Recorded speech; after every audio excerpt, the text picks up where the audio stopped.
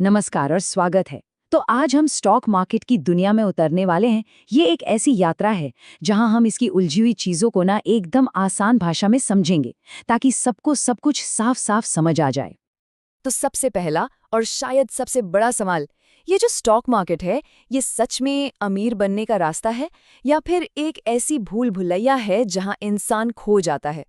कुछ लोगों को लगता है कि ये सपने पूरे करने की जगह है, तो कुछ को ये एक बहुत रिस्की खेल लगता है। चलिए आज इसी पहेली को सुलझाने की कोशिश करते हैं। ठीक है, तो अपना सफर शुरू करते हैं। इस पहले हिस्से में हम कुछ बिल्कुल बेसिक बातें समझेंगे। आप इसे एक तरह का गाइड मैप समझ लीजिए, जो हमें आगे का रास्ता दिखाने में मदद करेगा। सबसे पहले तो ये कि आखिर ये स्टॉक होता क्या है। इसे ऐसे समझिए, जब आप किसी कंपनी का एक स्टॉक खरीदते हैं ना, तो आप असल में उस कंपनी में एक बहुत बहुत छोटा सा हिस्सा खरीद रहे होते हैं। मतलब आप उस कंपनी के एक मामूली से हिस्सेदार बन जाते हैं। अच्छा, अब ये कैसे पता चलता है कि कोई कंपनी कितनी बड़ी है? इसके लिए एक शब्द है मार्केट कैपिटलाइजेशन, या जिसे शॉर्ट में मार्केट कैप भी कहते हैं। और इसका हिसाब नया बड़ा सीधा है। एक शेयर की जो भी कीमत चल रही है, उसे कंपनी के कुल शेयरों की संख्या से गुणा कर दीजिए, बस।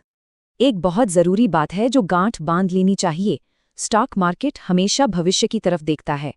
इसका मतलब ये है कि शेयरों की कीमतें सिर्फ इस बात पर तय नहीं होती कि कंपनी ने पहले कैसा काम किया है, बल्कि इस बात पर कि लोग भविष्य में उस कंपनी से क्या उम्मीद कर रहे हैं। देखिए, जब कोई स्टॉक खरीदना या बेचना हो, तो मोटे तौर पर दो ऑप्शन होते हैं। पहला है मार्केट ऑर्डर, मतलब जो भी बाजार का भाव चल रहा है उसी पर तुरंत सौदा कर लो। और दूसरा है लिमिट ऑर्डर, जिसमें आप अपनी एक कीमत तय करते हैं और सौदा तभी होता है जब शेयर उस कीमत तक पहुंचता है। मतलब एक में है स्पीड, तो दूसरे में अपनी पसंद की कीमत।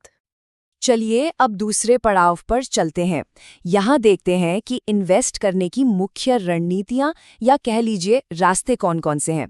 हर स्ट्रैटेजी एक अलग रास्ते की तरह है और हर किसी को अपने लिए सही रास्ता चुनना होता है। एक बहुत पॉपुलर तरीका है इंडेक्स फंड्स या ईटीएफ का।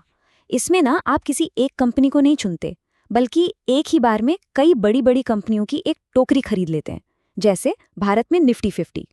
इससे क्या होता है कि आपका पैसा एक साथ पूरे बाजार में लग जाता है। अब देखिए, निवेश की दो मुख्य सोच हैं। एक है वैल्यू और दूसरी है ग्रोथ। वैल्यू इन्वेस्टिंग का मतलब है उन कंपनियों को ढूंढना जो किसी वजह से अपनी असली कीमत से सस्ती मिल रही हों। जो महान निवेशक है ना, वॉरेन बफेट, वो इसी के माहिर हैं। और दूसरी तरफ है ग्रोथ इन्वेस्टिंग, जहां उन कंपनियों पर दांव लगाया जाता है जिनमें भविष्य में रॉकेट की तरह तेजी से बढ़ने का दम हो। इनके अलावा भी कई रास्ते हैं, जैसे कि डिविडेंड स्टॉक्स। ये उन कंपनियों के शेयर होते हैं जो अपने मुनाफे का एक हिस्सा रेगुलर तौर पर अपने शेयर होल्डर्स में बांटती हैं। ये उन लोगों के लिए बहुत अच्छा है जिन्हें अपने इन्वेस्टमेंट से एक रेगुलर इनकम चाहिए होती है। अब आते हैं सबसे सबसे जरूरी हिस्से पर। वो कौन सी गलतियां हैं जिनसे हर नए इन्वेस्टर को बचना ही चाहिए। हमेशा याद रखिए, बाजार में पैसा बनाने से ज्यादा जरूरी है अपना पैसा ना गंवाना। नए इन्वेस्टर्स के लिए ना, यहाँ 5 बड़े जाल हैं जिनसे बचना चाहिए। पहला, किसी स्टॉक को सिर्फ इसलिए खरीदना क्योंकि वो अपने 52 हफ्ते के सबसे निचले लेवल पर है। दूसरा, पेनी स्टॉक्स के चक्कर में पड़ना, जो बहुत ही ज्यादा रिस्की होते हैं। तीसरा, स्टॉक्स को शॉर्ट करना। चौथा, मार्जिन पर ट्रेडिंग करना, मतलब ब्रोकर से उधार लेकर। और हाँ, पांचवां, दूसरों की टिप्स पर आंख बंद करके पैसा लगा देना। और इन सब में से मार्जिन पर ट्रेडिंग करना, यानी उधार के पैसे से खेलना, ये नए लोगों के लिए सबसे खतरनाक हो सकता है। ये आपके मुनाफे को तो बढ़ा सकता है, पर ये आपके नुकसान को भी कई गुना बढ़ा देता है। इससे तो हर हाल में बचना चाहिए। तो अब हम अपनी इस छोटी सी यात्रा के आखिर में आ गए हैं। चलिए इस पूरी बातचीत का जो सार है ना, उसे निकालते हैं, जो आगे के सफर में एक कंपास की तरह काम करेगा।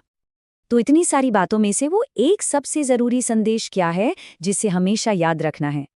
जवाब इन 3 आसान स्टेप्स में छिपा है। पहला, अपनी नींव मजबूत करें, मतलब पहले बाजार को ठीक से समझें। दूसरा, कोई एक स्ट्रैटेजी चुनें जो आपके नेचर और आपके गोल से मैच करती हो। और तीसरा, उन जानी पहचानी गलतियों से बचने पर पूरा ध्यान दें जो अक्सर नए लोग कर बैठते हैं। और अंत में बस ये एक विचार याद रखिए, सफलता सिर्फ बड़े मुनाफे के पीछे भागने में नहीं है, बल्कि उन गलतियों से बचने में है जिनसे बचा जा सकता था। ये सोच आपको एक बेहतर और कहीं ज्यादा समझदार इन्वेस्टर बनाएगी।